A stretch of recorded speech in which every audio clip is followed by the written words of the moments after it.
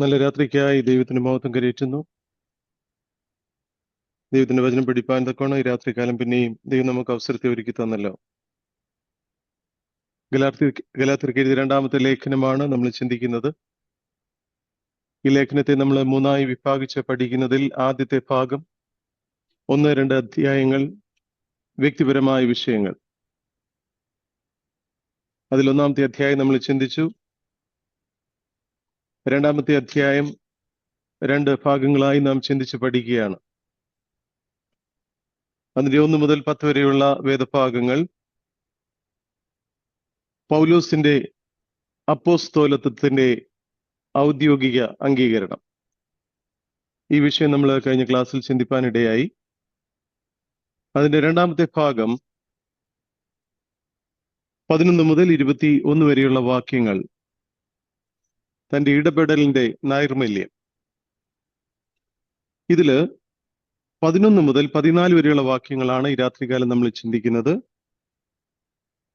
Galatians chapter 2 verse 11 to 14. അതിന്റെ 11-ാമത്തെ വാക്യം. എന്നാൽ കേഫാവ് അന്ത്യോക്യയിൽ വന്നാറെ അവനിൽ കുറ്റം കാണുകയാൽ ഞാൻ അഭിമുഖമായി അവനോട് എതിർത്ത് നിന്നു. എന്നാൽ കേഫാവ് അന്ത്യോക്യയിൽ വന്നാറെ അവനിൽ കുറ്റം കാണുകയാൽ ഞാൻ അഭിമുഖമായി അവനോട് എതിർത്ത് നിന്നു. എന്നാൽ കേഫാവ് അന്ത്യോക്യയിൽ വന്നാറെ. യെരുശലേം കൗൺസിൽ കഴിഞ്ഞ് പൗലോസും ബർന്നബാസും അന്ത്യോക്യ സഭയിലേക്ക് മടങ്ങിപ്പോകുന്നു. അവർ വളരെ സന്തോഷത്തോടു കൂടിയാണ് മടങ്ങിപ്പോയത്. അതിന്റെ കാരണം എന്താണ്? പ്രവൃത്തികളുടെ പുസ്തകം 15-ാം അധ്യായം അതിന്റെ 19-20 വേദഭാഗങ്ങളെന്ന് വായിച്ചാട്ട് book of acts chapter 19 verse 15 verse 19 and 20. ആകയാൽ ജാതികളിൽ നിന്ന് ദൈവത്തിങ്കിലേക്ക് തിരിയുന്നവരെ നാം അസഹ്യപ്പെടുത്താതെ അവർ വിഗ്രഹമാലിന്യങ്ങൾ, പരസംഗം, ശ്വാസം മുട്ടി ചത്തത്, രക്തം എന്നിവ വർജിച്ചിരിപ്പാൻ നാം അവർക്ക് എഴുതണമെന്ന് ഞാൻ അഭിപ്രായപ്പെടുന്നു. സ്തോത്രം. ഇത് നമ്മൾ കഴിഞ്ഞ ക്ലാസ്സിൽ ചിന്തിച്ചതാണ്. ആകയാൽ ജാതികളിൽ നിന്ന് ദൈവത്തിങ്കിലേക്ക് തിരിയുന്നവരെ നാം അസഹ്യപ്പെടുത്താതെ, അതായത് പരിച്ഛേദന പോലുള്ള കാര്യങ്ങൾ ചെയ്യുവാൻ തക്കവണ്ണം അവരെ നിർബന്ധിക്കാതെ, അവർ വിഗ്രഹമാലിന്യങ്ങൾ, പരസംഗം, ശ്വാസം മുട്ടിച്ചത്തത്, രക്തം എന്നിവ വർജിപ്പാൻ നാം അവർക്ക് എഴുതണമെന്ന് ഞാൻ അഭിപ്രായപ്പെടുന്നു. ദൈവത്തിന് സ്തോത്രം. ഇവിടെ നാം വായിക്കുന്ന, എന്നാൽ കേഫാവ് അന്ത്യോക്യയിൽ വന്നാറെ. അപ്പോസ്തലനായ പത്രോസ് അന്ത്യോക്യയിൽ പോയ കാര്യമോ, ഗലാത്യ ലേഖനം 2-ാം അധ്യായം അതിന്റെ 11 മുതൽ 14 വരെ കാണുന്ന വാഗ്വാദമോ പ്രവൃത്തിയുള്ള പുസ്തകം 15-ാം അധ്യായത്തിൽ രേഖപ്പെടുത്തിയിട്ടില്ല. സ്തോത്രം. പത്രോസ് അന്ത്യോക്യയിൽ പോയ കാര്യമോ, അതുപോലെ തന്നെ നാം ഇനി പഠിക്കുവാൻ പോകുന്ന അതിന്റെ 11 മുതൽ 14 വരെയുള്ള വാക്യങ്ങളിൽ കാണുന്ന വാഗ്വാദമോ പ്രവൃത്തിയുള്ള പുസ്തകം 15-ാം അധ്യായത്തിൽ രേഖപ്പെടുത്തിയിട്ടില്ല. ഒരുപക്ഷെ സഭയുടെ പരിവർത്തന ദിശയായതിനാൽ, തുടക്കമായതിനാൽ ലൂക്കോസ് ഇത് മനഃപൂർവ്വം ഒഴിവാക്കിയതായിരിക്കാം. ദൈവത്തിന് സ്തോത്രം. ലൂക്കോസ് ഈ കാര്യം രേഖപ്പെടുത്തിയിട്ടില്ല എന്ന് സാരം. 11-ാം അധ്യായം 11-ാം വാക്യം. എന്നാൽ കേഫാവ് അന്ത്യോക്യയിൽ വന്നാറെ അവനിൽ കുറ്റം കാണുകയാൽ. എന്ത് കുറ്റം അവനിൽ കണ്ടത്? പൗലോസും ബർന്നബാസും അന്ത്യോക്യയിൽ മടങ്ങി വന്ന ശേഷം കുറെ നാളത്തേക്ക് അവിടെ എല്ലാം സന്തോഷകരമായി നടന്നു. വളരെ ഭദ്രമായി കാര്യങ്ങൾ നടന്നു. യഹൂദന്മാരും അതുപോലെ വിജാതികളുമായ വിശ്വാസികൾ തമ്മിൽ ഒരുമിച്ച് സ്നേഹവിരുന്ന് കഴിക്കത്തക്കവണ്ണമുള്ള സ്നേഹം വർദ്ധിക്കുവാനിടയായി തീർന്നു. അവരിൽ തമ്മിലുള്ള പ്രയാസങ്ങളൊക്കെ മാറി ഒരുമിച്ച് അവർ സ്നേഹസദ്യകളിൽ പങ്കെടുക്കുവാൻ തക്കവണ്ണം തുടങ്ങി. ഈ സ്നേഹം ക്രിസ്തീയ ഐക്യത്തിന്റെ പ്രതീകമായി മാറി. എന്നാൽ പത്രോസ് മൂലമുണ്ടായ കക്ഷിത്വം എന്ന വിഷയം, അതാണ് ഇവിടെ വരുന്നത്, നമ്മൾ പഠിക്കാൻ പോകുന്ന കാര്യം. പത്രോസ് മൂലമുണ്ടായ കക്ഷിത്വം എന്ന വാദം എന്ന വിഷയം അപ്പോസ്തലനായ പൗലോസിനെ ക്ഷുഭിതനാക്കി. അവനോട് എതിർത്ത് നിൽക്കുവാൻ തക്കവണ്ണം അത് കാരണമായി തീർന്നു. 12-ാം വാക്യം വായിച്ചാട്ട്, യാക്കോബിന്റെ അടുക്കൽ നിന്ന് ചിലർ വരും മുമ്പേ അവൻ ജാതികളോടുകൂടെ തിന്നുപോന്നു. അവർ വന്നപ്പോഴോ അവൻ പരിച്ഛേദനക്കാരെ ഭയപ്പെട്ട് പിൻവാങ്ങി പിരിഞ്ഞു നിന്നു. യാക്കോബിന്റെ അടുക്കൽ നിന്ന് ചിലർ വരും മുൻപേ അവൻ ജാതികളോടുകൂടെ തിന്നുപോന്നു. അവർ വന്നപ്പോഴോ അവൻ പരിച്ഛേദനക്കാരെ ഭയപ്പെട്ട് പിൻവാങ്ങി പിരിഞ്ഞു നിന്നു. യാക്കോബിന്റെ അടുക്കൽ നിന്ന് ചിലർ വരും മുൻപേ, അതായത് യെരുശലേമിൽ നിന്ന് അന്ത്യോക്യയിലേക്ക് യാക്കോബിന്റെ അടുക്കൽ നിന്ന്, യെരുശലേം സഭയുടെ മൂപ്പനായ യാക്കോബിന്റെ അടുക്കൽ നിന്ന് ചിലർ വരും മുൻപേ അവൻ ജാതികളോടുകൂടെ തിന്നുപോന്നു. അതായത് പത്രോസ് അന്ത്യോക്യയിൽ വന്ന ആദ്യ സമയം അവൻ ജാതീയ വിശ്വാസികളോടുകൂടെ സ്നേഹഭോജനം കഴിച്ചു പോന്നുവെന്ന്. പത്രോസ് അന്ത്യോക്യ സഭയിലേക്ക് വന്ന ആദിമ സമയത്ത് അവൻ ജാതികളോടുകൂടെ ഈ സ്നേഹ സൽക്കാരങ്ങളിൽ പങ്കുകൊണ്ടു. അവൻ ജാതികളോടുകൂടെ തിന്നുപോന്നു. അവർ വന്നപ്പോഴോ, അതായത് യാക്കോബിന്റെ അടുക്കൽ നിന്ന് ചില യഹൂദന്മാർ വന്നപ്പോഴോ അവൻ പരിച്ഛേദനക്കാരെ ഭയപ്പെട്ട് പിൻവാങ്ങി പിരിഞ്ഞു നിന്നു. യാക്കോബിന്റെ അടുക്കൽ നിന്ന് ചിലർ വന്ന ശേഷം അവനിൽ വലിയ മാറ്റമുണ്ടായി. പഴയതുപോലല്ല കാര്യങ്ങൾ. ജാതികളോടുകൂടെ തിന്നു കുടിച്ചവൻ യാക്കോബിന്റെ അടുക്കൽ നിന്ന് ചില യഹൂദന്മാർ അന്ത്യോക്യ സഭയിലേക്ക് വന്നപ്പോൾ പത്രോസിൽ വലിയ മാറ്റം കാണുവാൻ തക്കവണ്ണം തുടങ്ങി. യാക്കോബിന്റെ അടുക്കൽ നിന്ന് ചിലർ വന്നത് എന്തിനാകണം? രണ്ട് കാരണങ്ങൾ കൊണ്ടാകാം. ഒന്ന്, യെരുശലേം സഭയുടെ മൂപ്പൻ യാക്കോബായിരുന്നല്ലോ. യെരുശലേം കൗൺസിലിൽ പുറപ്പെടുവിച്ച ശാസനം എങ്ങനെ പ്രാവർത്തികമാകുന്നു എന്ന് അന്വേഷിക്കുവാൻ തക്കവണ്ണം യാക്കോബ് അവരെ അയച്ചതാകാം. കാരണം യെരുശലേം കൗൺസിലിൽ ഒരു തീരുമാനം മൂപ്പന്മാർ എടുത്തു. ആ കൗൺസിലിൽ പുറപ്പെടുവിച്ച കാര്യങ്ങൾ അന്ത്യോക്യ സഭയിൽ എങ്ങനെ നടക്കുന്നുവെന്ന് അന്വേഷിക്കുവാൻ തക്കവണ്ണം ഒരുപക്ഷെ യാക്കോബ് അയച്ചതാകാം. അല്ലെങ്കിൽ ദരിദ്രർക്ക് വേണ്ടി ധനശേഖരം നടത്തുവാൻ തക്കവണ്ണം ചിലരെ അയച്ചതാകാം. എന്തായാലും കൊള്ളാം, യാക്കോബിന്റെ അടുക്കൽ നിന്ന് ഈ ആളുകൾ വന്നപ്പോൾ അതുവരെ പത്രോസിലുണ്ടായിരുന്ന ജാതികളോടുള്ള സ്നേഹത്തിൽ ചില മാറ്റങ്ങൾ കാണുവാൻ തക്കവണ്ണം തുടങ്ങി. ദൈവത്തിന് സ്തോത്രം. ഇവിടെ നാം വായിക്കുന്നു, അവർ വന്നപ്പോഴോ അവൻ പരിച്ഛേദനക്കാരെ ഭയപ്പെട്ട് പിൻവാങ്ങി പിരിഞ്ഞു നിന്നു. ഈ വന്നവർ യഹൂദ സ്പിരിറ്റ് ഇപ്പോഴും ഉള്ളിൽ കൊണ്ട് നടക്കുന്നവരാണോ എന്ന് സംശയിക്കേണ്ടിയിരിക്കുന്നു. ഒരുപക്ഷെ ആകാം, അതുകൊണ്ടായിരിക്കാം, ഉറപ്പില്ല ഈ കാര്യത്തിൽ.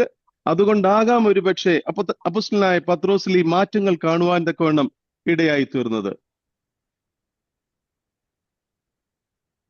എന്തായാലും പത്രോസിന് ഈ പരിച്ഛേദനക്കാരെ ഭയമായിരുന്നു. അതുവരെ ജാതീയ വിശ്വാസികളോടുകൂടെ തിന്നുകുടിച്ചു പോന്ന പത്രോസ് അവരെ കണ്ട് ഭയപ്പെട്ട് പിൻവാങ്ങുവാനിടയായി. പത്രോസിന്റെ ഈ പ്രവൃത്തി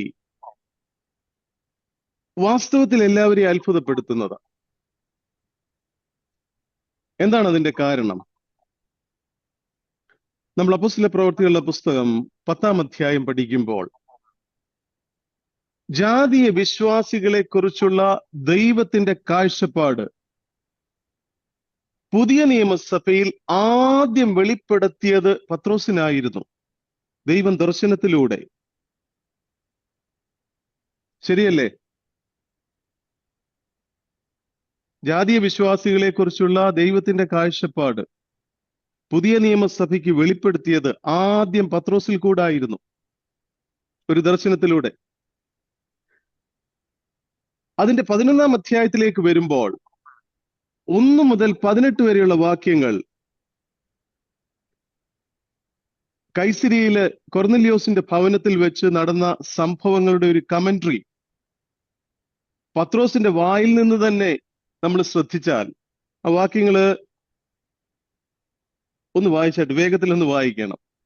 book of acts chapter 11 verse 1 to 18 ഇതോട് ബന്ധപ്പെട്ട കാര്യമാകിയാൽ വേഗത്തിൽ വായിക്കുക. ശ്രദ്ധയോടെ ഇരിക്കുക. ഞാനത് ജാതികളും എക്സ്പ്ലെയിൻ ചെയ്യുന്നില്ല, വായിക്കുന്ന ശ്രദ്ധയോടെ കേൾക്കുക. ജാതികളും ദൈവവചനം കൈക്കൊണ്ടുവന്ന് അപ്പോസ്തലന്മാരും യഹൂദിയയിലുള്ള സഹോദരന്മാരും കേട്ടു. പത്രോസ് യെരൂശലേമിൽ എത്തിയപ്പോൾ പരിച്ഛേദനക്കാർ അവനോട് വാദിച്ചു, നീ അഗ്രചർമ്മികളുടെ അടുക്കൽ ചെന്ന് അവരോടുകൂടെ ഭക്ഷിച്ചു എന്ന് പറഞ്ഞു. പത്രോസ് കാര്യം ആദ്യം മുതൽ ക്രമമായി അവരോട് വിവരിച്ചു പറഞ്ഞത്, ഞാൻ യോപ്പ പട്ടണത്തിൽ പ്രാർത്ഥിച്ചുകൊണ്ടിരിക്കുമ്പോൾ വിവശതയിൽ ഒരു ദർശനം കണ്ടു. ആകാശത്ത് നിന്ന് 4 കോണും കെട്ടി ഇറക്കിയ വലിയ തുപ്പട്ടി പോലെ ഒരു പാത്രം എന്റെ അടുക്കലോളം വന്നു. അതിൽ ഞാൻ സൂക്ഷിച്ചു നോക്കിയപ്പോൾ ഭൂമിയിലെ നാൽക്കാലികളെയും കാട്ടുമൃഗങ്ങളെയും ഇഴജാതികളെയും ആകാശത്തിലെ പറവകളെയും കണ്ടു. പത്രോസ് എഴുന്നേറ്റ് അറുത്ത് തിന്നുക എന്ന് എന്നോട് പറയുന്ന ഒരു ശബ്ദവും കേട്ടു. അതിന് ഞാൻ, ഒരിക്കലും പാടില്ല കർത്താവേ, മലിനമോ അശുദ്ധമോ ആയതൊന്നും ഒരിക്കലും എന്റെ വായിൽ ചെന്നിട്ടില്ലല്ലോ എന്ന് പറഞ്ഞു.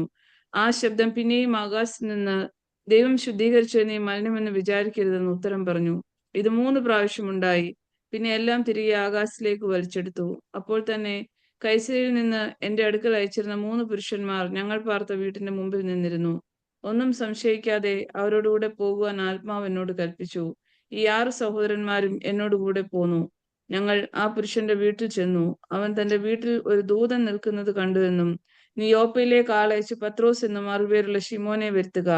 നീയും നിന്റെ ഗ്രഹം മുഴുവൻ രക്ഷിക്കപ്പെടുവാനുള്ള വാക്കുകളെ അവൻ നിന്നോട് സംസാരിക്കുമെന്ന് ദൂതൻ പറഞ്ഞുവെന്നും ഞങ്ങളോട് അറിയിച്ചു. ഞാൻ സംസാരിച്ചു തുടങ്ങിയപ്പോഴേക്കും പരിശുദ്ധാത്മാവ് ആദിയിൽ നമ്മുടെ മേൽ എന്ന പോലെ അവരുടെ മേലും വന്നു. അപ്പോൾ ഞാൻ, യോഹന്നാൻ വെള്ളം കൊണ്ട് സ്നാനം കഴിപ്പിച്ചു, നിങ്ങൾക്ക് പരിശുദ്ധാത്മാവ് കൊണ്ട് സ്നാനം ലഭിക്കുമെന്ന് കർത്താവ് പറഞ്ഞ വാക്കോർത്തു. ആകയാൽ കർത്താവായ യേശുക്രിസ്തുവിൽ വിശ്വസിച്ചരായ നമുക്ക് തന്നതുപോലെ അതേ ദാനത്തെ അവർക്കും ദൈവം കൊടുത്തുവെങ്കിൽ ദൈവത്തെ തടുപ്പാൻ തക്കവണ്ണം ഞാൻ ആർ? അവർ ഇത് കേട്ടപ്പോൾ മിണ്ടാതിരുന്നു. അങ്ങനെയായാൽ ദൈവം ജാതികൾക്കും ജീവപ്രാപ്തിക്കായി മാനസാന്തരം നൽകിയല്ലോ എന്ന് പറഞ്ഞ് ദൈവത്തെ മഹത്വപ്പെടുത്തി. സ്തോത്രം. പറഞ്ഞത് കൈസരിയിൽ വെച്ച് കൊർന്നല്യോസിന്റെ ഭവനത്തിൽ നടന്ന സംഭവങ്ങൾ അപ്പോസ്തലനായ പത്രോസ് തന്നെ പറയുന്ന കാര്യങ്ങളായത്. സ്തോത്രം. ജാതീയ വിശ്വാസികളെ കുറിച്ചുള്ള ദൈവത്തിന്റെ കാഴ്ചപ്പാട് പുതിയ നിയമസഭയ്ക്ക് ആദ്യം നൽകി കൊടുത്തത് ദൈവം പത്രോസിനുമാണ്. അന്ന് പരിച്ഛേദനക്കാരോട് എതിർത്ത് നിന്ന പത്രോസിന് എന്ത് പറ്റി? അന്ന് ശക്തമായിട്ട് പരിച്ഛേദനക്കാരോട് എതിർത്ത് നിന്ന അപ്പോസ്തലനായ പത്രോസിന് ഇപ്പോൾ എന്ത് പറ്റി? അന്ന് ജാതികളുമായുള്ള യഹൂദ കൂട്ടായ്മയെക്കുറിച്ച് ഉറച്ച നിലപാട് പ്രദർശിപ്പിച്ച പത്രോസ് ഇന്ന് സാമൂഹിക സമ്മർദ്ദത്തിന് വഴങ്ങി പരിച്ഛേദനക്കാരെ ഭയപ്പെട്ട് പിൻവാങ്ങി പിരിഞ്ഞു നിൽക്കുന്നു. സമ്മർദ്ദത്തിന് അടിമപ്പെട്ടു പത്രോസ്. പത്രോസ് പിൻവാങ്ങിയപ്പോൾ മറ്റ് യഹൂദ വിശ്വാസികളും അവനോട് ചേർന്നു. ഹല്ലേലൂയ. മുൻപിൽ നിൽക്കുന്ന ആൾ പിന്നോക്കം പോയാൽ കൂടെ നിൽക്കുന്നവരെല്ലാം പുറകോട്ട് പോകും. ഇവിടെയും അതാ സംഭവിച്ചത്. ഇത് പത്രോസിന്റെ ഒരു ക്യാരക്ടറാണ്, അവന്റെ സ്വഭാവമായത്. പത്രോസിനെ കുറിച്ച് നമ്മൾ പഠിക്കുന്ന വളരെ രസകരമായിട്ട് പത്രോസിനെ നമ്മൾ സൂക്ഷ്മമായിട്ട് നിരീക്ഷിച്ചാൽ വളരെ രസകരമായിട്ടുള്ള കാര്യങ്ങൾ പത്രോസിൽ നിന്ന് കാണുവാൻ തക്കവണ്ണം കഴിയും. ദൈവം പലപ്പോഴും വലിയ സത്യങ്ങൾ, മഹാസത്യങ്ങൾ ആദ്യമായി മനസ്സിലാക്കി കൊടുത്തത് പത്രോസിനാ. എന്നാൽ ആ സത്യത്തിൽ നിന്ന് ആദ്യം പിന്മാറിയതും പത്രോസാ. നമുക്ക് ഒരുപാട് എക്സാമ്പിൾ ഉണ്ട് നമ്മുടെ മുൻപില്. വലിയ സത്യങ്ങൾ ദൈവം വെളിപ്പെടുത്തി കൊടുത്തത് പത്രോസിനാ. എന്നാൽ ആ സത്യത്തിൽ നിന്ന് ആദ്യം പിന്മാറാനും പത്രോസ് ഉണ്ടായിരുന്നു. ആദ്യത്തെ എക്സാമ്പിള് ഇവിടെ നാം കണ്ട കാര്യം, ജാതീയ വിശ്വാസികളെ കുറിച്ചുള്ള വെളിപ്പാട് ദൈവത്തിൽ നിന്ന് ആദ്യം പ്രാപിച്ചത് പത്രോസ. ആ വെളിപ്പാടിനെ സാധൂകരിക്കുന്ന ഒരു തീരുമാനമാണ് യെരുശലേം കൗൺസിലിൽ പത്രോസ് എടുത്തതും. ശരിയല്ലേ? യെരുശലേം സഭയിൽ തൂണുകളായി എണ്ണപ്പെട്ട മൂവരിൽ ഒരുവനായിരുന്നു പത്രോസ്. കൗൺസിലിൽ എഴുന്നേറ്റ് നിന്ന് പ്രസംഗിച്ചത് ഈ പുള്ളിയാ. എന്നാൽ അന്ത്യോക്യ സഭയിൽ ചെന്നപ്പോൾ ജാതീയ വിശ്വാസികളോടുള്ള ബന്ധത്തിൽ ആദ്യം പുറകോട്ട് പോയതും ഈ പത്രോസ.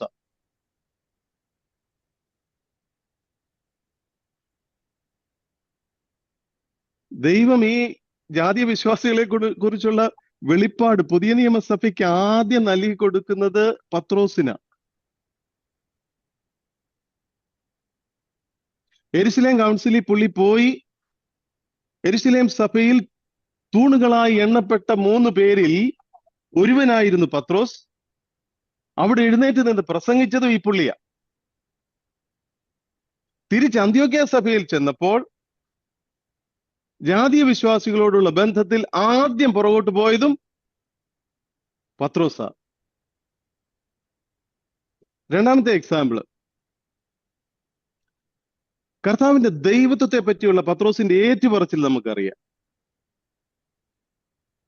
മത്തായിയുടെ സുവിശേഷം എന്നെടുത്താട്ട് 16-ാം അധ്യായം അതിന്റെ 13 മുതൽ 17 വരെയുള്ള വേദഭാഗങ്ങൾ.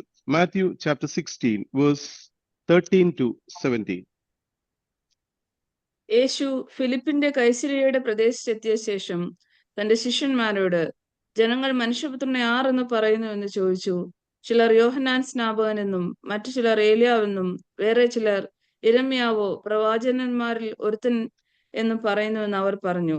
നിങ്ങളോ എന്നെ ആരെന്ന് പറയുന്നു എന്ന് അവൻ ചോദിച്ചതിന് ശിമോൻ പത്രോസ്, നീ ജീവനുള്ള ദൈവത്തിന്റെ പുത്രനായ ക്രിസ്തു എന്ന് ഉത്തരം പറഞ്ഞു. യേശു അവനോട്, ബെര്യോനാ ശിമോനെ, നീ ഭാഗ്യവാൻ, ജഡരക്തങ്ങളല്ല സ്വർഗസ്നായ എന്റെ പിതാവ് അത്രേ നിനക്കിത് വെളിപ്പെടുത്തിയത്. നീ പത്രോസ് ആകുന്നു. ഈ പാറമേൽ ഞാൻ എന്റെ സഭയെ പണിയും, പാതാള ഗോപുരങ്ങൾ അതിനെ ജയിക്കയില്ല എന്ന് ഞാൻ നിന്നോട് പറയുന്നു. സ്വർഗരാജ്യത്തിൽ മതി. ഇവിടെ യേശു ജീവനുള്ള ദൈവത്തിന്റെ പുത്രനായ ക്രിസ്തു എന്ന് ശിഷ്യന്മാരുടെ ഇടയിൽ ആദ്യം വെളിപ്പെട്ടത് പത്രോസിനാ. നീ എന്നെ ആരെന്ന് ചോദിക്കുന്നു എന്ന് പറഞ്ഞപ്പോൾ നീ ജീവനുള്ള ദൈവത്തിന്റെ പുത്രനായ ക്രിസ്തുവാണെന്ന് ആദ്യം വെളിപ്പെട്ടത് പത്രോസിനാ. ഇനി 3.5 വർഷം യേശുവിനോട് കൂടെ നടന്നവൻ 3 വട്ടം യേശുവിനെ തള്ളിപ്പറയാനും മുമ്പിലുണ്ടായിരുന്നു. ലൂക്കോസിന്റെ സുവിശേഷം 22-ാം അധ്യായം അതിന്റെ 54 മുതൽ 62 വരെയുള്ള വാക്യങ്ങൾ ഒന്ന് വായിച്ച്. Book of Luke chapter 22 verse 54 to 62. അവർ അവനെ പിടിച്ച് മഹാപുരോഹിതന്റെ വീട്ടിൽ കൊണ്ടുപോയി. പത്രോസും അകലം വിട്ട് പിഞ്ചുന്നു. അവർ നടുമുറ്റത്തിന്റെ മധ്യേ തീ കത്തിച്ച് ഒന്നിച്ചിരുന്നപ്പോൾ പത്രോസും അവരുടെ ഇടയിലിരുന്നു. അവൻ തീവട്ടത്തിന് അടുക്കെ ഇരിക്കുന്നത് ഒരു ബാല്യക്കാരത്തി കണ്ട് അവനെ ഉറ്റുനോക്കി. ഇവനും അവനോടുകൂടെ ആയിരുന്നു എന്ന് പറഞ്ഞു. അവനോ, സ്ത്രീയെ, ഞാൻ അവനെ അറിയുന്നില്ല എന്ന് തള്ളിപ്പറഞ്ഞു. കുറഞ്ഞൊന്ന് കഴിഞ്ഞിട്ട് മറ്റൊരുവൻ അവനെ കണ്ടു. നീയും അവരുടെ കൂട്ടത്തിലുള്ളവൻ എന്ന് പറഞ്ഞു. പത്രോസോ, മനുഷ്യ, ഞാൻ അല്ല എന്ന് പറഞ്ഞു. ഏകദേശം 1 മണിനേരം കഴിഞ്ഞാറെ വേറൊരുവൻ, ഇവനും അവനോടുകൂടെ ആയിരുന്നു സത്യം, ഇവൻ ഗലീലക്കാരനല്ലോ എന്ന് നിഷ്കർഷിച്ചു പറഞ്ഞു. മനുഷ്യ, നീ പറയുന്ന എനിക്ക് തിരിയുന്നില്ല എന്ന് പത്രോസ് പറഞ്ഞു. അവൻ സംസാരിക്കുമ്പോൾ തന്നെ പെട്ടെന്ന് കോഴി കൂകി. അപ്പോൾ കർത്താവ് തിരിഞ്ഞ് പത്രോസിനെ ഒന്ന് നോക്കി. ഇന്ന് കോഴി കൂകും മുമ്പേ നീ 3 വട്ടം എന്നെ തള്ളിപ്പറയുമെന്ന് കർത്താവ് തന്നോട് പറഞ്ഞ വാക്ക് പത്രോസ് ഓർത്തു. പുറത്തിറങ്ങി അതിദുഃഖത്തോടെ കരഞ്ഞു. ആരായി തള്ളി പറഞ്ഞേ? യേശു ജീവനുള്ള ദൈവത്തിന്റെ പുത്രനായ ക്രിസ്തു എന്ന് ആദ്യം വെളിപ്പെടുത്തിയ ശിഷ്യൻ, ദൈവം വെളിപ്പെടുത്തിയ ശിഷ്യൻ, 3.5 വർഷം യേശുവിനോട് കൂടെ സഞ്ചരിച്ചവൻ, 3 വട്ടം യേശുവിനെ തള്ളി പറയുന്നതായിട്ട് നാം കാണുന്നു. തള്ളി പറയാനും ശിഷ്യന്മാരിൽ ആദ്യം പത്രോസ് മുമ്പിലുണ്ടായിരുന്നു.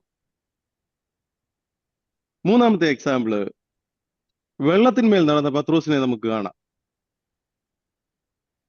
മത്തായിയുടെ സുവിശേഷം 14 അധ്യായം 22 മുതൽ 33 വരെയുള്ള വാക്യങ്ങളിൽ യേശുവിൽ വിശ്വസിച്ച് വെള്ളത്തിന്മേൽ നടന്നവൻ നിമിഷങ്ങൾക്കുള്ളിൽ അല്പവിശ്വാസിയായിട്ട് വെള്ളത്തിൽ താഴുന്നതും നാം കാണുന്നുണ്ട്. വേഗത്തിൽ ഒന്ന് വായിച്ചു. Matthew chapter 14 verse 22 to 33. ഉടനെ യേശു താൻ പുരുഷാരത്തെ പറഞ്ഞയക്കുന്നതിനിടയിൽ ശിഷ്യന്മാർ പടകിൽ കയറി തനിക്ക് മുമ്പായി അക്കരയ്ക്ക് പോകുവാൻ അവരെ നിർബന്ധിച്ചു. അവൻ പുരുഷാരത്തെ പറഞ്ഞയച്ചിട്ട് പ്രാർത്ഥിപ്പാൻ തനിയെ മലയിൽ കയറിപ്പോയി. വൈകുന്നേരമായപ്പോൾ ഏകനായി അവിടെ ഇരുന്നു. പടകോ കരവിട്ട് പല നാഴിക ദൂരത്തായി. കാറ്റ് പ്രതികൂലമാകൊണ്ട് തിരകളാൽ വലഞ്ഞിരുന്നു. രാത്രിയിലെ 4-ാം യാമത്തിൽ അവൻ കടലിന്മേൽ നടന്ന് അവരുടെ അടുക്കൽ വന്നു. അവൻ കടലിന്മേൽ നടക്കുന്നത് കണ്ടിട്ട് ശിഷ്യന്മാർ ഭ്രമിച്ചു. അതൊരു ഭൂതം എന്ന് പറഞ്ഞ് പേടിച്ചു നിലവിളിച്ചു. ഉടനെ യേശു അവരോട്, ധൈര്യപ്പെടുവീൻ, ഞാനാകുന്നു, പേടിക്കേണ്ട എന്ന് പറഞ്ഞു. അതിന് പത്രോസ്, കർത്താവെ, നീ ആകുന്നുവെങ്കിൽ ഞാൻ വെള്ളത്തിന്മേൽ നിന്റെ അടുക്ക് വരേണ്ടതിന് കൽപ്പിക്കണം എന്ന് പറഞ്ഞു. വരിക എന്ന് അവൻ പറഞ്ഞു. പത്രോസ് പടകിൽ നിന്നിറങ്ങി യേശുവിന്റെ അടുക്കൽ ചെല്ലുവാൻ വെള്ളത്തിന്മേൽ നടന്നു. എന്നാൽ അവൻ കാറ്റു കണ്ട് പേടിച്ച് മുങ്ങിത്തുടങ്ങുകയാൽ, കർത്താവെ, എന്നെ രക്ഷിക്കണമേ എന്ന് നിലവിളിച്ചു. യേശു ഉടനെ കൈനീട്ടി അവനെ പിടിച്ചു. അല്പവിശ്വാസിയെ, നീ എന്തിനു സംശയിച്ചു എന്ന് പറഞ്ഞു. അവർ പടകിൽ കയറിയപ്പോൾ കാറ്റമർന്നു. പടകിലുള്ളവർ, നീ ദൈവപുത്രന് സത്യം എന്ന് പറഞ്ഞ് അവനെ നമസ്കരിച്ചു. സ്തോത്രം. ശിഷ്യന്മാരുടെ കൂട്ടത്തിൽ വിശ്വാസത്തിന്റെ ആധിക്യം മൂലം ആദ്യം വെള്ളത്തിലേക്ക് എടുത്ത് ചാടിയതാരാണ്? പത്രോസാണ്. അവൻ വെള്ളത്തിന്മേൽ നടക്കുകയും ചെയ്തു. എന്നാൽ നിമിഷങ്ങൾക്കുള്ളിൽ അവൻ അല്പവിശ്വാസിയായി മാറി. പത്രോസിന്റെ ക്യാരക്ടറാണ് നമ്മൾ പഠിക്കുന്നത്. നാലാമതൊരു എക്സാമ്പിൾ കൂടെ പറയാം. മനുഷ്യനെ പിടിക്കാനായിട്ട് വല വിട്ടിറങ്ങിയവനായിരുന്നു പത്രോസ്. പിന്നെ മീനിനെ പിടിക്കാൻ അവൻ ആദ്യം ഇറങ്ങി. മത്തായിയുടെ സുവിശേഷം 4-ാം അധ്യായം അതിന്റെ 18 മുതൽ 20 വരെയുള്ള വാക്യങ്ങൾ ഒന്ന് വായിച്ചോട്ടെ. Matthew chapter 4 verse 18 to 20. അവൻ ഗലീല കടൽപ്പുറത്ത് നടക്കുമ്പോൾ പത്രോസ് എന്നു പേരുള്ള ശിമോൻ, അവന്റെ സഹോദരനായ അന്ത്രയോസ് എന്നിങ്ങനെ മീൻ പിടിക്കാരായ 2 സഹോദരന്മാർ കടലിൽ വല വീശുന്നത് കണ്ടു. എന്റെ പിന്നാലെ വരുവീൻ, ഞാൻ നിങ്ങളെ മനുഷ്യരെ പിടിക്കുന്നവരാക്കും എന്ന് അവരോട് പറഞ്ഞു. ഉടനെ അവർ വല വിട്ടേച്ച് അവനെ അനുഗമിച്ചു. വല വിട്ടിട്ട് ഇറങ്ങാനായിട്ട് യേശു പറഞ്ഞോ? അവന്റെ പിന്നാലെ ചെല്ലാനാ യേശു പറഞ്ഞത്. പക്ഷെ പത്രോസ് അന്നേരെ വല വിട്ടിട്ട് ഇറങ്ങി. പിന്നീട് എന്താ സംഭവിച്ചേ? യോഹന്നാന്റെ സുവിശേഷം 21-ാം അധ്യായം അതിന്റെ 3-ാമത്തെ വാക്യം ഒന്ന് വായിച്ച്. Book of John chapter 21 verse 3. ഷിമോൻ പത്രോസ് അവരോട്, ഞാൻ മീൻ പിടിപ്പാൻ പോകുന്നു എന്ന് പറഞ്ഞു. ഞങ്ങളും പോരുന്നു എന്ന് അവർ പറഞ്ഞു. അവർ പുറപ്പെട്ട് പടവ് കയറിപ്പോയി. ആ രാത്രിയിൽ ഒന്നും പിടിച്ചില്ല. അപ്പൊ യേശു മരിച്ചതിന് ശേഷം തന്നെ മനുഷ്യനെ പിടിക്കാനായി നിയോഗിച്ചതാണെന്ന സത്യമെല്ലാം പത്രോസ് മറന്നു. താൻ ഉപേക്ഷിച്ച വലയും എടുത്ത് ആദ്യം കടലിൽ പോയി.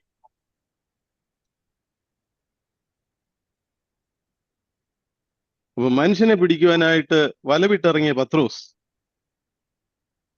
യേശു മരിച്ചതിന് ശേഷം പിന്നീട് മീനിനെ പിടിക്കുവാൻ ആദ്യം ഇറങ്ങി. ഇത് പത്രോസിന്റെ ഒരു ക്യാരക്ടറാണ്. നമുക്ക് ഗലാത്യ ലേഖനം 2-ാം അധ്യായം 12-ാം വാക്യത്തിലേക്ക് വരുമ്പോൾ, അവൻ പരിച്ഛേദനക്കാരെ ഭയപ്പെട്ട് പിൻവാങ്ങി പിരിഞ്ഞു നിന്നു. സദൃശ്യവാക്യങ്ങൾ ഒന്ന് എടുത്താട്ട് 29-ാം അധ്യായം അതിന്റെ 25-ാമത്തെ വാക്യം. Book of Proverbs chapter 29 verse 25. മാനുഷ്യഭയം ഒരു കെണിയാകുന്നു, യഹോവയിൽ ആശ്രയിക്കുന്നവനോ രക്ഷ പ്രാപിക്കും. മാനുഷ്യഭയം ഒരു കെണിയാകുന്നു, എന്നാൽ യഹോവയിൽ ആശ്രയിക്കുന്നവനോ രക്ഷ പ്രാപിക്കും. പത്രോസിന്റെ പിന്മാറ്റം നമ്മെ പഠിപ്പിക്കുന്ന കാര്യം എന്താ? പെന്തക്കോസ്തിൻ ശക്തിയാൽ നിറഞ്ഞവൻ അപ്പോസ്തലനായ പത്രോസ് അപ്രകാരം പെന്തക്കോസ്തിന്റെ ശക്തിയിൽ നിറഞ്ഞൊരു മനുഷ്യനായിരുന്നു. അങ്ങനെ നിറഞ്ഞ ഒരു വ്യക്തി ഒരിക്കലും ഭീരുവാകില്ല എന്നും പിന്മാറി പോകയില്ല എന്നുമുള്ള ചിലരുടെ ധാരണ തെറ്റാ. അതായത് ജീവിതത്തിൽ ഒരു പ്രത്യേക സമയം ഒരാൾ പ്രാപിച്ച ആത്മീയ അനുഗ്രഹം പിന്നെ തെറ്റുപറ്റാതെ എന്നും തുടർന്നു കൊള്ളും എന്നതിന്റെ ഉറപ്പല്ല. ഒരിക്കൽ ഒരു വ്യക്തി ആത്മീയ അനുഗ്രഹം പ്രാപിച്ചു, ഒരു പ്രത്യേക സമയത്ത് ദൈവത്തിൽ നിന്ന് ഒരുവൻ ആത്മീയ അനുഗ്രഹം പ്രാപിച്ചാൽ പിന്നെ ജീവിതത്തിൽ തെറ്റുപറ്റാതെ എന്നും തുടർന്നു കൊള്ളും എന്നതിന്റെ ഉറപ്പല്ല അവൻ ഒരിക്കൽ പ്രാപിച്ച ആത്മീയ അനുഗ്രഹമെന്ന്. അപ്പോസ്തലനായ പത്രോസിന് തെറ്റുപറ്റാമെങ്കിൽ നമുക്കും തെറ്റുപറ്റാം, നാമും പിന്മാറാം. മറന്നു പോകരുത്. ദൈവം നേരിട്ട് വിളിച്ച അപ്പോസ്തലനായിരുന്നു പത്രോസ്. അനേക അത്ഭുതങ്ങളും അടയാളങ്ങളും ഒക്കെ കണ്ടവന്. വെള്ളത്തിന്മേലൊക്കെ ചാടി ഇറങ്ങി നടന്നവന്. യേശുവിന്റെ കൂടെ 3 പേരിൽ ഒരുവനായിട്ട് ഏറ്റവും ഇന്നർ സർക്കിളിൽ നിന്ന ഒരു വ്യക്തിയായിരുന്നു പത്രോസ്. പത്രോസിന് പിന്മാറാമെങ്കിൽ നാമും സൂക്ഷിക്കുക. ഇങ്ങനൊരു അനുഭവം നമ്മുടെ ജീവിതത്തിൽ ഉണ്ടാകാതിരിക്കുവാനായിട്ട് നമുക്ക് ശ്രദ്ധിക്കാം. ദൈവത്തിൽ നിന്ന് കൂടുതൽ വെളിപ്പാട് കിട്ടുന്നവർ ഒരുപാട് സൂക്ഷിക്കണം. അവർ ദൈവത്തിൽ നിന്ന് പിന്മാറി പോകാനുള്ള സാധ്യത ഒരുപാട് കൂടുതല.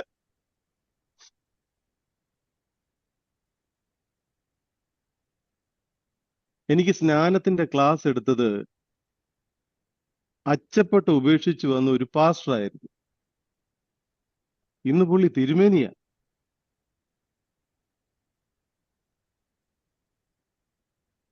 ഞാൻ അന്ന് പുള്ളിയുടെ പ്രസംഗം കേട്ട് ഒരുപാട് സന്തോഷിച്ച ഒരാളാ. കാരണം വളരെ നല്ലൊരു ക്ലാസ് ആയിരുന്നു സ്നാനത്തിന്റെ. വളരെ നല്ലൊരു ക്ലാസ് ആയിരുന്നു. ഏറ്റവും അനുഗ്രഹിക്കപ്പെട്ട ഒരു ക്ലാസ് ആയിരുന്നു. ഞാൻ സ്നാനപ്പെടുന്നതിന് മുൻപ് എനിക്ക് സ്നാനത്തിന്റെ ക്ലാസ് എടുത്ത വ്യക്തി. പുള്ളി അച്ചപ്പെട്ടൊക്കെ ഉപേക്ഷിച്ച് പാസ്റ്റർ ആയതാ. ഇന്ന് പുള്ളി തിരുമേനിയാ പള്ളിയിലെ. സ്തോത്രം. കൂടുതൽ വെളിപ്പാട് കിട്ടുന്നവര് ഒരുപാട് സൂക്ഷിക്കണം. പാട്ടുകാരൻ പാടുന്നില്ലേ, ഇന്നലെ മിന്നിയ ഉന്നത ശ്രേഷ്ഠന്മാർ അന്യരായി ഇന്നു മഞ്ഞിൽ, എന്നാലോ സാധു ഞാൻ സന്നിധി നിന്നതോ പൊന്നേശുവേ കൃപയാൽ. ഒത്തിരി പേര് വീണുപോയ ലോകമായത്, ഒത്തിരി പേര് വീണുപോയ ആത്മീക ലോകമായത്.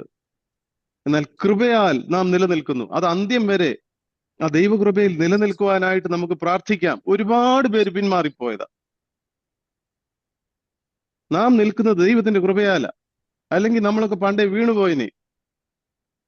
ദൈവകൃപയിൽ ആശ്രയിച്ച് മുൻപോട്ട് പോകാം. 13-ാം വാക്യം. ശേഷം യഹൂദന്മാരും അവനോടുകൂടെ കപടം കാണിച്ചതുകൊണ്ട് ബർന്നബാസും അവരുടെ കപടത്താൽ തെറ്റിപ്പോകുവാൻ ഇടവന്നു. ശേഷം യഹൂദന്മാരും അവനോട് കപടം കാണിച്ചതുകൊണ്ട് ബർന്നബാസും അവരുടെ കപടത്താൽ തെറ്റിപ്പോവാൻ ഇടവന്നു. ശേഷം യഹൂദന്മാരും അവനോട് കൂടെ കപടം കാണിച്ചതുകൊണ്ട്. അന്ത്യോക്യ സഭയിൽ പത്രോസിന്റെ നടപടിയുടെ ഫലം എന്തായിരുന്നു? ഇവിടെ നാം വായിക്കുന്നു, ശേഷം യഹൂദന്മാരും അവനോട് കൂടെ കപടം കാണിച്ചു. ചുരുക്കത്തിൽ സ്നേഹസദ്യ മുടങ്ങി, സഭ രണ്ടായി. സ്നേഹസദ്യ പലപ്പോഴും സ്നേഹമില്ലാത്ത സദ്യയായി മാറി. അതുകൊണ്ടാണ് ആദിമസഭ 3-ാം നൂറ്റാണ്ടിൽ ഈ പരിപാടി നിരോധിച്ചത്. നമ്മൾ അത് കൊരിന്ത്യ ലേഖനത്തിലും പഠിച്ചതാ. ഞാൻ കഴിഞ്ഞ പ്രാവശ്യം നാട്ടിൽ ചെന്നപ്പോൾ ഒരു സഭയിലെ ദേവദാസൻ എന്നോട് പറഞ്ഞു, ഞങ്ങളും സ്നേഹസദ്യ തുടങ്ങുക. ഞാൻ ചോദിച്ചു, വേണോ?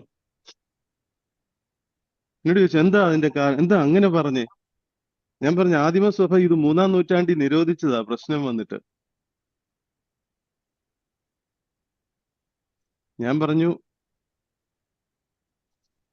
കുഴപ്പമൊന്നും ഇല്ലാതെ കൊണ്ടുപോവാണെങ്കിൽ നല്ല കാര്യമാന്ന് പറഞ്ഞു. 2-3 ആഴ്ച കഴിഞ്ഞപ്പോഴ് ഈ ദൈവദാസന് അപ്പൊ എങ്ങനെയാ ഈ സ്നേഹസദ്യ എന്ന് പറയുന്ന എല്ലാവരുടെയും വീട്ടിൽ നിന്ന് ഓരോ സാധനങ്ങൾ ഉണ്ടാക്കിക്കൊണ്ട് വരണം. മീൻകറിയും ചോറും തോരനും സാമ്പാറും എല്ലാ വീടുകളിൽ നിന്നും ഉണ്ടാക്കിക്കൊണ്ട് വരണം. അപ്പം ഈ ദൈവദാസനായിരുന്നു വന്ന് മീൻകറി ഉണ്ടാക്കിക്കൊണ്ട് വന്നേ. അവിടുത്തെ വേറൊരു ദൈവദാസന്റെ ഭാര്യ ഇതങ്ങോട്ട് കഴിച്ചിട്ട് പറഞ്ഞു, അയ്യ ഇത് നാക്കേ വെക്കാൻ കൊള്ളത്തില്ല.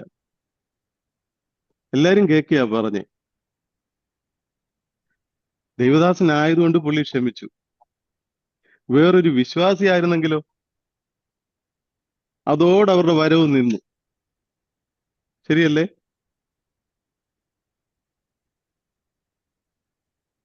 ഇതൊരു വലിയ വിഷയമാണ്. ഏറ്റവും നല്ലത് നമുക്ക് തരുന്നത് കഴിച്ചിട്ട് മിണ്ടാതെ അങ്ങ് പോവാ. സഭ ഇങ്ങനെയൊക്കെ അങ്ങ് പോണെങ്കിൽ. ഈ സ്നേഹസദ്യ വലിയൊരു പ്രശ്നമാണ്. അത് ആദിമ നൂറ്റാണ്ട് മുതൽ തുടങ്ങി. നമ്മൾ കൊരിന്ത്യലേഖനം പഠിച്ചാൽ നമുക്കറിയാം. ദൈവത്തിന് സ്തോത്രം. ഇവിടെ അപ്പോസ്തലനായ പത്രോസിന്റെ നടപടിയുടെ ഫലം, ശേഷം യഹൂദന്മാരും അവനോട് കൂടെ കപടം കാണിച്ചു, സ്നേഹസദ്യ മുടങ്ങി, സഭ രണ്ടായി. ഇവിടെ കപടം എന്ന വാക്ക് യഥാർത്ഥ സ്വഭാവത്തിൽ നിന്ന് വ്യത്യസ്തമായി പ്രവർത്തിക്കുക എന്നതിന്റെ അർത്ഥം, അല്ലെങ്കിൽ വ്യാജഭാവം കാണിക്കുക. ഇതിന്റെ മൂലപദം ഹ്യൂപ്പോ ക്രൈസിസ് എന്നാണ്. HUPOKRISIS എന്നാണ് ഇതിന്റെ മൂലപദം. ഇതിൽ നിന്നാണ് കപടഭക്തി എന്നർത്ഥമുള്ള ഹിപ്പോക്രസി എന്ന പദം ഉണ്ടായത്. ഹിപ്പോക്രസി എന്ന പദം നമുക്കറിയാം. അത് ഈ ഹ്യൂപ്പോക്രൈസിസ് എന്ന പദത്തിൽ നിന്നാണ് ഉണ്ടായത്. 13-ാം വാക്യത്തിലേക്ക് മടങ്ങി വരുന്നു. ശേഷം യഹൂദന്മാരും അവനോട് കൂടെ കപടം കാണിച്ചതുകൊണ്ട് ബർന്നബാസും അവരുടെ കപടത്താൽ തെറ്റിപ്പോവാനിട വന്നു. ബർന്നബാസിന്റെ ഈ പിൻവാങ്ങൽ അന്ത്യോക്യ സഭയെയും പൗലോസിനെയും തള്ളിപ്പറയുന്നതിന് തുല്യമാണ്. ആരാ ഈ ബർന്നബാസ്? പൗലോസിനെ അപ്പോസ്തലന്മാർക്ക് പരിചയപ്പെടുത്തിയ വ്യക്തിയാ ബർന്നബാസ്. താൻ വിശ്വാസത്തിലേക്ക് കടന്നു വന്നപ്പോൾ പൗലോസിന് കൈത്താങ്ങൽ കൊടുത്ത വ്യക്തിയാണ് ഈ ബർന്നബാസ്.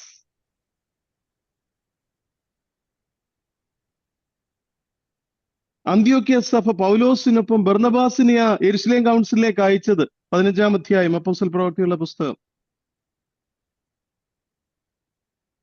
അപ്പോൾ ഈ ബർന്നബാസിന്റെ പിൻവാങ്ങൽ അന്ത്യോക്യ സഭയും പൗലോസിനെയും തള്ളിപ്പറയുന്നതിന് തുല്യമായി.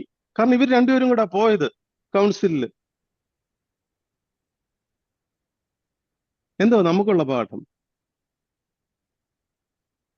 ദൈവസഭ ഏൽപ്പിച്ച ഒരു ദൗത്യത്തിൽ നിന്ന് നാം പിന്മാറിയാൽ അത് ഏൽപ്പിച്ച വ്യക്തിയെയും വ്യക്തികളെയും ദൈവസഭയെയും തള്ളിപ്പറയുന്നതിന് തുല്യമാണ്. ഇന്ന് രാഷ്ട്രീയത്തിൽ ഇത് കാണുന്നുണ്ട്. കുതികാൽവെട്ട്, അല്ലെ? അങ്ങനെയാ ശരിക്കുള്ള മലയാള പദം. ഈ രാഷ്ട്രീയത്തിലെ കൈപിടിച്ചുയർത്തിയ ആളുകളുണ്ടല്ലോ, കുറച്ച് കഴിയുന്ന പറഞ്ഞ അവരെ വെട്ടിമാറ്റിയിട്ട് അവരുടെ സ്ഥാനത്ത് കയറിയിരിക്കുന്ന രാഷ്ട്രീയക്കാരുണ്ട്. ചില കുടുംബങ്ങളിലും ഇത് കാണുന്നുണ്ട്. പ്രായമായി ഇനി മാറിയിരി എന്ന് പറയുന്ന മക്കളെ കേട്ടിട്ടില്ലേ? അപ്പനെ അമ്മയെ നോക്കാൻ സ്വത്ത് എഴുതി തരണമെന്ന് കണ്ടീഷൻ വെക്കുന്ന മക്കളുണ്ട്. പ്രായമായില്ലേ, ആര് നിങ്ങളെ നോക്കും? എനിക്ക് പേഴ്സണലായിട്ട് അറിയാവുന്ന കാര്യങ്ങൾ ഞാൻ പറയുന്നേ. സ്വത്ത് എഴുതി തന്നാ നോക്കാം. ഇങ്ങനെ പറയുന്ന മക്കളുണ്ട് ഈ കാലത്ത്. ആ മാതാപിതാക്കൾ 10 വർഷം കൂടെ ജീവിച്ചിരിക്കുമെങ്കിൽ ഈ വർത്തമാനം കേട്ട് കഴിയുന്നുണ്ടെങ്കിൽ മിക്കവാറും 1 വർഷത്തിനിടെ തന്നെ അവര് മരിക്കും. അവർക്ക് താങ്ങാൻ പറ്റാത്ത കാര്യമായത്. ഈ പറഞ്ഞ വ്യക്തികളെ 9 മാസം തന്റെ വയറ്റിൽ ചുമന്നതിന്, തന്റെ ഗർഭപാത്രത്തിൽ വഹിച്ചതിന് എത്ര രൂപ ഇവൻ അങ്ങോട്ട് കൊടുത്താൽ അതിന് പകരമാകും? ഇന്നിത് പറയാനുള്ള ആരോഗ്യവും കഴിവും സാഹചര്യവും ഒക്കെ നിനക്ക് എങ്ങനെയാ ഉണ്ടായേ? നിന്റെ അമ്മ നിന്നെ വഹിച്ചിട്ടല്ലേ? അതിനെക്കാട്ടി വലിയ വിലയാണോ നീ നിന്റെ അപ്പനോടും അമ്മയോടും ചോദിക്കുന്നത്? എഴുതി തന്നാൽ ഞാൻ നോക്കാം.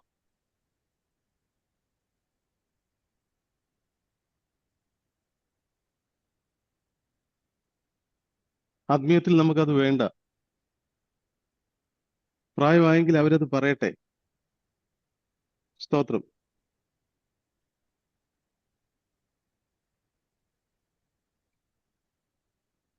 നമ്മളേവരും വളരെയധികം സ്നേഹത്തോടെ ആദരിക്കുന്ന ഒരാളാണല്ലോ റോയിച്ചായൻ. റോയിച്ചായൻ ഇതുവരെയും അവിടുത്തെ സാലറിയും കാര്യങ്ങളും ഒക്കെ കൊടുത്തുകൊണ്ടിരുന്നു, സപ്പോർട്ടൊക്കെ കൊടുത്തുകൊണ്ടിരുന്നു. കഴിഞ്ഞ ദിവസം റോയിച്ചാന് തരം ബ്രദറിനോട് പറയാനിടയായി. തരം ബ്രദർ നേരിട്ട് അങ്ങ് അയച്ചു കൊടുക്കും. കാരണം എനിക്ക് സൈൻ ചെയ്യാനായിട്ട് എൻ്റെ കൈ, കാരണം അദ്ദേഹത്തിന്റെ സിഗ്നേച്ചർ പഴയ സിഗ്നേച്ചർ പോലെ വീഴുന്നില്ല. അത് കാരണം പുതിയ മാനേജർ അത് അപ്രൂവ് ചെയ്യുന്നില്ല. അതുകൊണ്ട് നേരിട്ട് അങ്ങ് കൊടുക്കാനായിട്ട് പറഞ്ഞു.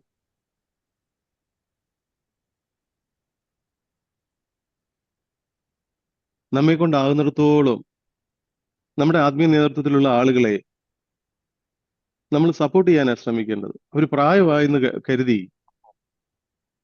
നമുക്ക് തള്ളിക്കളയാനായിട്ട് കഴിയത്തില്ല. കാരണം അതാ നമ്മുടെ കൾച്ചർ. അങ്ങനെ വേണം നമ്മൾ.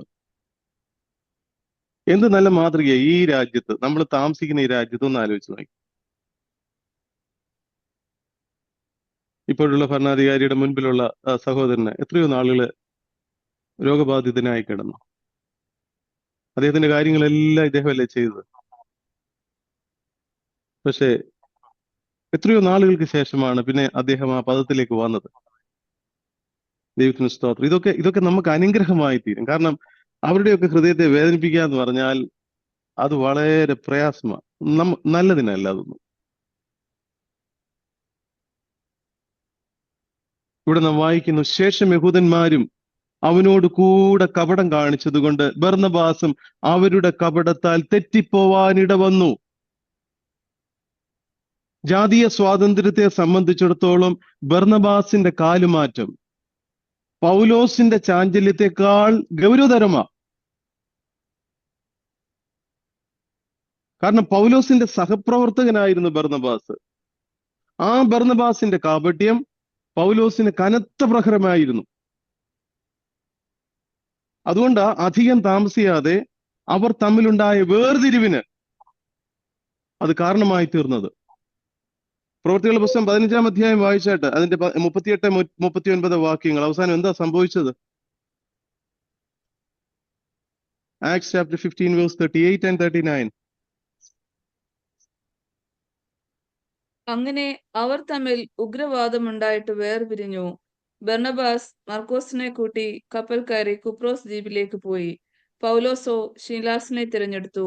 സഹോദരന്മാരാൽ കർത്താവിന്റെ കൃപയിൽ പരമേൽപ്പിക്കപ്പെട്ടിട്ട് യാത്ര പുറപ്പെട്ടു.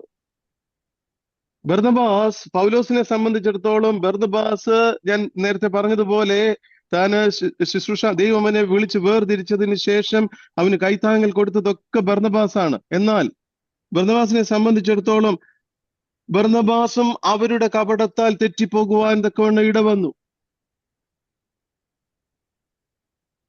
അവൻ പത്രോസിനോട് ചേർന്ന്, യഹൂദവാദികളോട് ചേർന്ന് അന്ത്യോക്യ സഭയിലെ ജാതികളായ വിശ്വാസികൾക്കെതിരെ നിന്നു.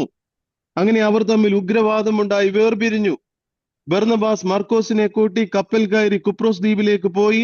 പൗലോസോ ശീലാസിനെ തിരഞ്ഞെടുത്തു. സഹോദരന്മാരാൽ കർത്താവിന്റെ കൃപയിൽ പരമേൽപ്പിക്കപ്പെട്ടിട്ട് യാത്ര പുറപ്പെട്ടു. സുറിയ, കിലിക്കിയ ദേശങ്ങൾ കൂടി സഞ്ചരിച്ചു. പൗലോസിന്റെ 2-ാം മിഷണറി യാത്രയുടെ തുടക്കമായത്. ഇവിടുന്ന് തന്റെ 2-ാമത്തെ മിഷണറി യാത്ര തുടങ്ങുന്നത്. ദൈവത്തിന് സ്തോത്രം. 14-ാം വാക്യം. അവർ സുവിശേഷത്തിന്റെ സത്യം അനുസരിച്ച് ചൊവ്വായി നടക്കുന്നില്ല എന്ന് കണ്ടിട്ട് ഞാൻ എല്ലാവരും കേൾക്കെ കേഫാവിനോട് പറഞ്ഞത്, യഹൂദനായ നീ മതി. അവർ സുവിശേഷത്തിന്റെ സത്യം അനുസരിച്ച് ചൊവ്വായി നടക്കുന്നില്ല എന്ന് കണ്ടിട്ട് ഞാൻ എല്ലാവരും കേൾക്കെ കേഫാവിനോട് പറഞ്ഞത്. അവർ, അതായത് പത്രോസും ബർന്നബാസും ശേഷം യഹൂദന്മാരും സുവിശേഷത്തിന്റെ സത്യം അനുസരിച്ച് ചൊവ്വായി നടക്കുന്നില്ല എന്ന് കണ്ടിട്ട്, അതായത് സുവിശേഷത്തിന്റെ സത്യത്തെ സംബന്ധിച്ചിടത്തോളം അവരുടെ പോക്ക് നേരെയുള്ളതല്ല എന്ന് കണ്ടിട്ട്, അവർ യഥാർത്ഥത്തിൽ എന്തായിരുന്നോ അതായിരുന്നില്ല അവർ അഭിനയിച്ച് കാട്ടിയത്.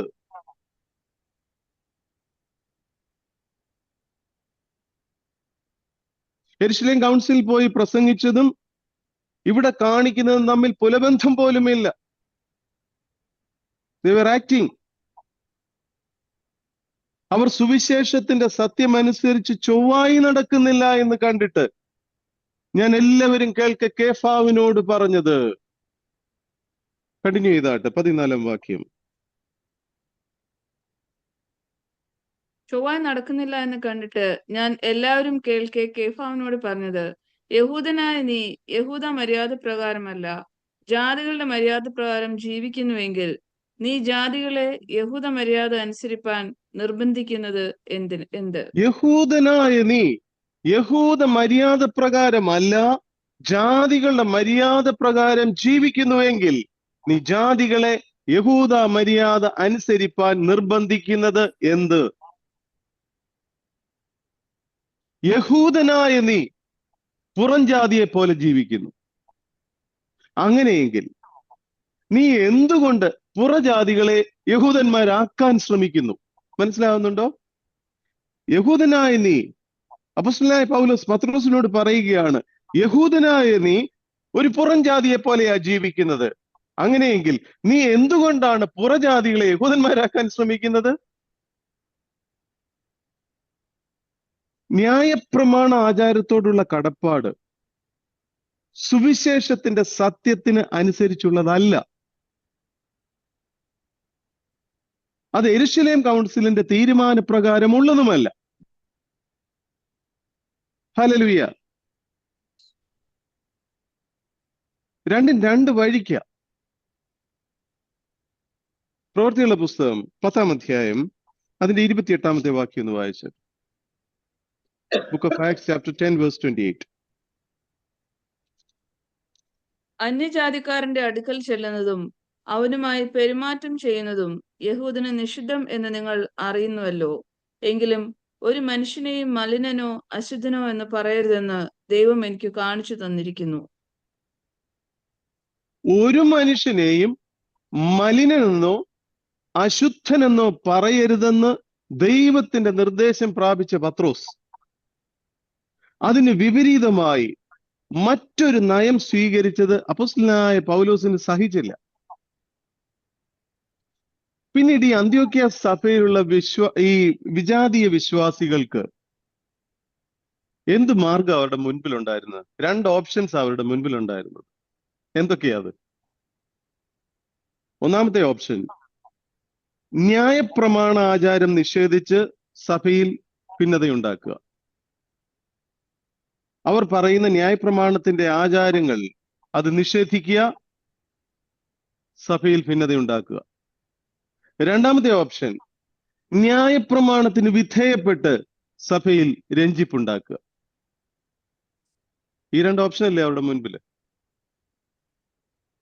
ഇതിന്റെ ഭവിഷ്യത്ത് മനസ്സിലാക്കിയാണ് അപ്പോസ്തലനായ പൗലോസ് പത്രോസിനെ ശാസിച്ചത്. ഓർക്കുക, യെരുശലേം കൗൺസിലിൽ യഹൂദന്മാരുടെ ഇടയിലും ജാതികളുടെ ഇടയിലും എന്നുള്ള മിഷണറി പ്രവർത്തനത്തിന്റെ പ്രാദേശിക വിഭജനം സമ്മതിച്ചു. ശരിയല്ലേ? പത്രോസിനെ സംബന്ധിച്ചിടത്തോളം, പൗലോസിനെ സംബന്ധിച്ചിടത്തോളം ഒരുവൻ ജാതികളുടെ അപ്പോസ്തലനാണ്, ഒരുവൻ യഹൂദന്മാരുടെ ഇടയിൽ സുവിശേഷം പ്രസംഗിക്കുന്നവനാണ്. അത് നമ്മൾ 15-ാം അധ്യായത്തിൽ കാണുന്നുണ്ട്.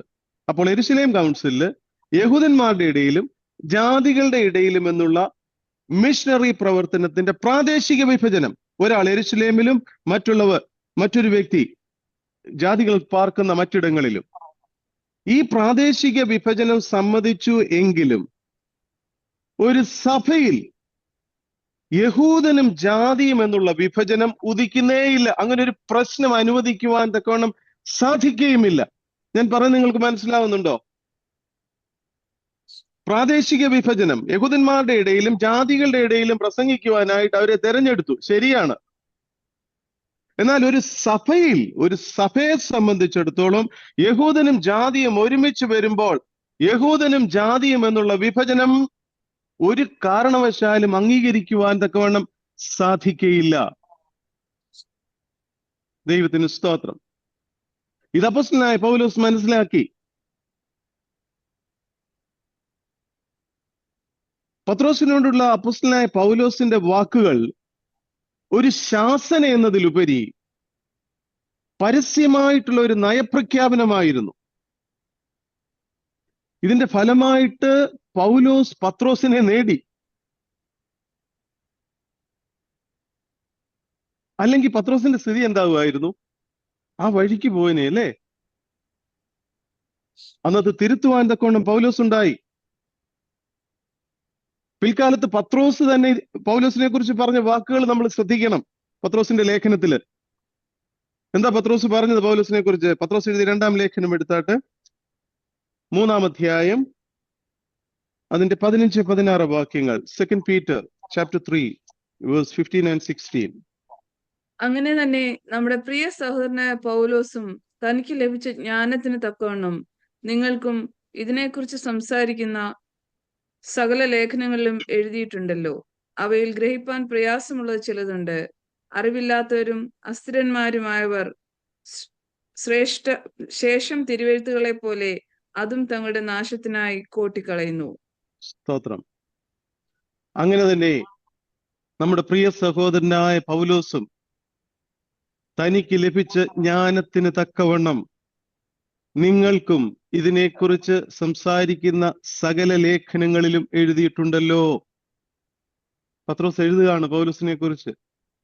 അവയിൽ ഗ്രഹിപ്പാൻ പ്രയാസമുള്ളത് ചിലതുണ്ട്. ദൈവത്തിൽ നിന്ന് വെളിപ്പാട് പ്രാപിച്ച പത്രോസാ ഇത് പറയുന്നതെന്ന് ഓർക്കണം. അപ്പോസ്തലനായ പൗലോസിന് ദൈവം കൊടുത്ത വെളിപ്പാടുകളിൽ ഗ്രഹിക്കുവാൻ തക്കവണ്ണം പ്രയാസമുള്ളത് ചിലതുണ്ടെന്ന്. അത് പത്രോസിന് പോലും അത് ഗ്രഹിക്കുവാൻ പ്രയാസമായിരുന്നു. ആ വചനങ്ങളാണ് നമ്മൾ പഠിക്കുന്നത്.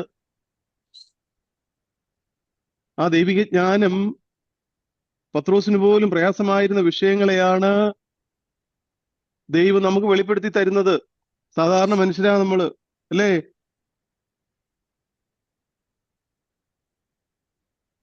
അറിവില്ലാത്തവരും അസ്ഥിരരുമായവർ ശേഷം തിരുവെഴുത്തുകളെ പോലെ അതും തങ്ങളുടെ നാശത്തിനായി കോട്ടിക്കളയുന്നു. പത്രോസ് അത് ചെയ്തില്ല. പൗലോസ് ഈ കാര്യം പത്രോസിനെ ഉപദേശിച്ചപ്പോൾ പൗലോസ് ആ കാര്യങ്ങൾ ഏറ്റെടുക്കുവാൻ തക്കവണ്ണം ഇടയായി തീർന്നു. പത്രോസ് ആ കാര്യങ്ങൾ ഏറ്റെടുക്കുവാൻ ഇടയായി തീർന്നു. ദൈവത്തിന് സ്തോത്രം.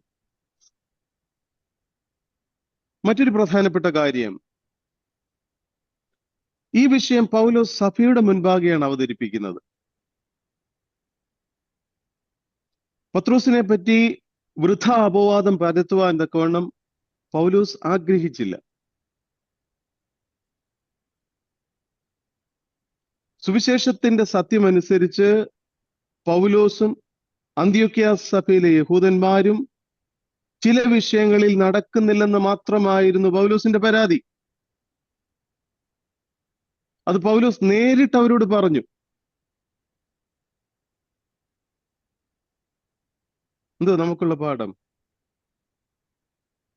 നമുക്ക് ആരോടെങ്കിലും എന്തെങ്കിലും പറയാനുണ്ടെങ്കിൽ വൃഥാ അപവാദം മറ്റുള്ളവരോട് പറഞ്ഞു നടക്കാതെ ആ വ്യക്തിയോട് നേരിട്ട് പറയുക, അല്ലെങ്കിൽ സഭയിൽ പറയുക. സഭയിൽ പറയാനുള്ളത് സഭയോട് പറയുക, വ്യക്തികളോട് പറയാനുള്ളത് വ്യക്തികളോട് പറയുക. ദൈവത്തിന് സ്തോത്രം. അന്ന് മൊബൈൽ ഇല്ലായിരുന്നല്ലോ എന്നൊരു എക്സ്ക്യൂസ് ഉണ്ടല്ലേ? സ്തോത്രം.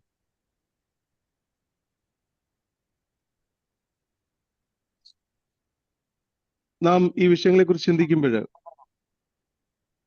സാംസ്കാരിക പാരമ്പര്യവും സുവിശേഷവും പൊരുത്തപ്പെടുവാൻ തക്കവണ്ണം പ്രയാസമുള്ള രണ്ട് വിഷയങ്ങളാണ്.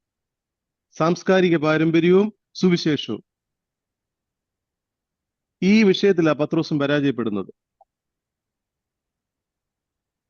ആരായിരുന്നു പത്രോസ്? കർത്താവ് നേരിട്ട് തിരഞ്ഞെടുത്ത അപ്പോസ്തലൻ. 2, കർത്താവിന്റെ ഏറ്റവും അടുത്ത ശിഷ്യവലയത്തിൽപ്പെട്ട വ്യക്തി. സാധാരണക്കാരനായിരുന്നോ? 3, ക്രൂശീകരണത്തിനും പുനരുത്ഥാനത്തിനും സാക്ഷിയായി തീരുവാൻ തക്കവണ്ണം ഭാഗ്യം ലഭിച്ച വ്യക്തി. 4, യഹൂദരോടും വിജാതീയരോടും ദൈവത്തിന് യാതൊരു മുഖപക്ഷവുമില്ലെന്ന് ബോധ്യപ്പെടുത്തുവാൻ തക്കവണ്ണം ദൈവം യോപ്പയിൽ വെച്ച് ദർശനം നൽകിയവൻ. ഈ വ്യക്തിയാ വീണത്.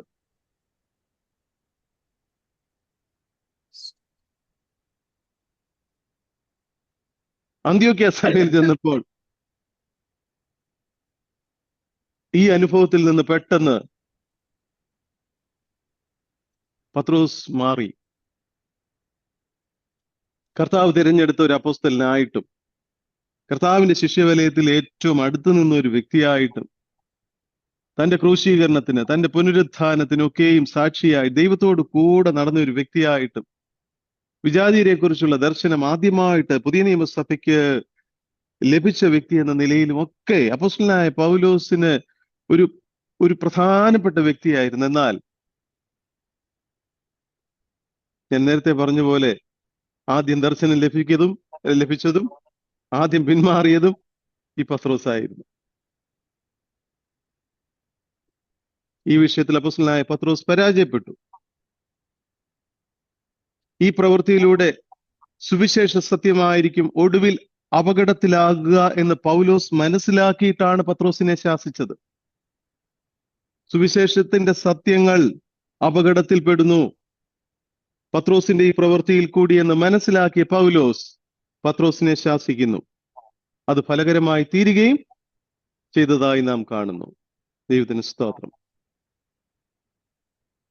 നമ്മൾ ചിന്തിച്ചാല് യഹൂദ മതത്തിൽ തീഷ്ണതയുണ്ടായിരുന്ന ഒരുവനെ തന്നെ ഇത് തിരുത്തുവാൻ ദൈവം തെരഞ്ഞെടുത്തു എന്നത് ചിന്തിക്കേണ്ട കാര്യമല്ലേ? എന്തിനാ ദൈവം പൗലോസിനെ തെരഞ്ഞെടുത്തത്? ഒന്ന് ചിന്തിച്ചു നോക്കി. താൻ തെരഞ്ഞെടുത്ത 12 അപ്പോസ്തലന്മാര് അധികം വിദ്യാഭ്യാസമൊന്നും ഇല്ലാത്തവരായിരുന്നു, അല്ലേ? സാധാരണ മനുഷ്യരായിരുന്നവര്, മുക്കുവരായിരുന്നു, മീൻ പിടിക്കുന്നവരായിരുന്നു.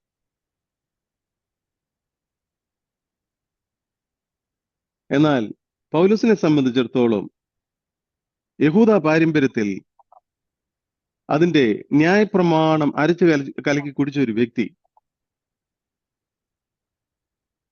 യഹൂദ മതത്തിൽ തീഷ്ണതയുള്ള ഒരു വ്യക്തി, ജാതികളോട് എതിർത്ത് നിന്നവൻ, ഇങ്ങനൊരു വ്യക്തിയാണ് പിന്നീട് ജാതികളുടെ വിഷയത്തിൽ ദൈവത്തിൽ നിന്ന് ആദ്യം ദർശനം പ്രാപിച്ച പത്രോസിനോട് അവൻ പിന്മാറിയപ്പോൾ എതിർത്ത് നിൽക്കുന്നത്. ചില വ്യക്തികളെ ദൈവം വിളിക്കുന്നത് എല്ലാവർക്കും എല്ലായിടത്തും ആക്സസ് ഉണ്ടാകണമെന്നില്ല. ഇത് നമ്മൾ മനസ്സിലാക്കണം.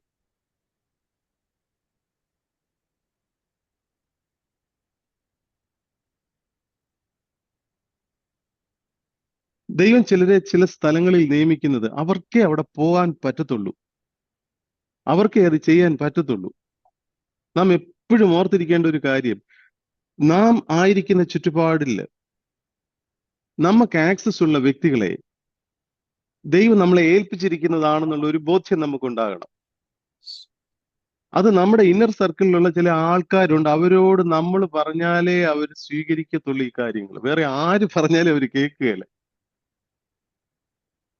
ഇവിടെ അപ്പോസ്തലനായ പൗലോസിനെ ദൈവം തെരഞ്ഞെടുത്ത് പുതിയ നിയമസഭയുടെ ലേഖനങ്ങൾ എഴുതുവാനൊക്കെയും ദൈവം അവനെ എടുത്തുപയോഗിച്ചെങ്കിലും അപ്പോസ്തലന്മാരിൽ മുമ്പനായിരുന്ന പത്രോസിനെ ഈ വിഷയങ്ങളിൽ തിരുത്തുവാൻ തക്കവണ്ണം യഹൂദ ജനത്തിനു വേണ്ടിയിട്ട് വാദിച്ചു കൊണ്ടിരുന്ന അപ്പോസ്തലനായ പൗലോസിനെ തന്നെ, ജാതികളോട് എതിർത്ത് നിന്ന പത്രോസിനെ തന്നെ, ക്രിസ്ത്യാനികളെ പീഡിപ്പിച്ച ക്രിസ്ത്യാനികളെ പീഡിപ്പിച്ച പൗലോസിനെ തന്നെ പത്രോസിനെ നേർവഴിക്ക് കൊണ്ടുവരുന്നതിനും ദൈവം അവനെ എടുത്ത് ഉപയോഗിച്ചത്. അപ്പൊ ദൈവം പൗലോസിനെ വിളിച്ചതിന് ഒരുപാട് കാരണങ്ങളിൽ ഒരു കാരണം ഒരുപക്ഷെ ഇതായിരിക്കാം.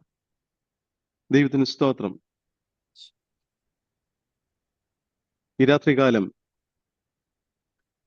നാം ചിന്തിച്ച വിഷയം ഇതിന്റെ ഈ അധ്യായത്തിന്റെ രണ്ടാമത്തെ വിഷയമാണ്, രണ്ടാമത്തെ ഭാഗമാണ്. 11 മുതൽ 21 വരെയുള്ള വാക്യങ്ങൾ അപ്പോസ്തലനായ പൗലോസ് തന്റെ ഇടപെടലിന്റെ നൈർമല്യം എന്ന വിഷയമാണ്. തുടർന്നുള്ള വാക്യങ്ങൾ ദൈവം അനുവദിച്ചാൽ അടുത്ത ക്ലാസ്സിൽ നമുക്ക് ചിന്തിക്കുവാൻ കൊണ്ട് ദൈവം നമ്മെ സഹായിക്കട്ടെ. ഹല്ലേലൂയ. അറിഞ്ഞ സത്യത്തിൽ നിലനിൽക്കുവാൻ തക്കവണ്ണം ഒരുപാട് പേര് വീണുപോയ ആത്മീയ മണ്ഡലത്തിൽ ദൈവകൃപയാൽ നമ്മൾ ഓരോരുത്തരും നിലനിൽക്കുവാൻ തക്കവണ്ണം നമുക്ക് പ്രാർത്ഥിക്കാം. ദൈവം നമുക്ക് തന്നിരിക്കുന്ന ആയുസിന്റെ അന്ത്യം വരെയും ഹല്ലേലൂയ വിശ്വസ്തയോടുകൂടെ ദൈവസന്നിധിയിൽ നിലനിൽക്കുവാൻ തക്കവണ്ണം ദൈവം നമ്മെ ശക്തീകരിക്കട്ടെ എന്ന് നമുക്ക് പ്രാർത്ഥിക്കാം. അതിനായിട്ട് ദൈവം നിങ്ങളെ ഓരോരുത്തരെയും സഹായിക്കട്ടെ.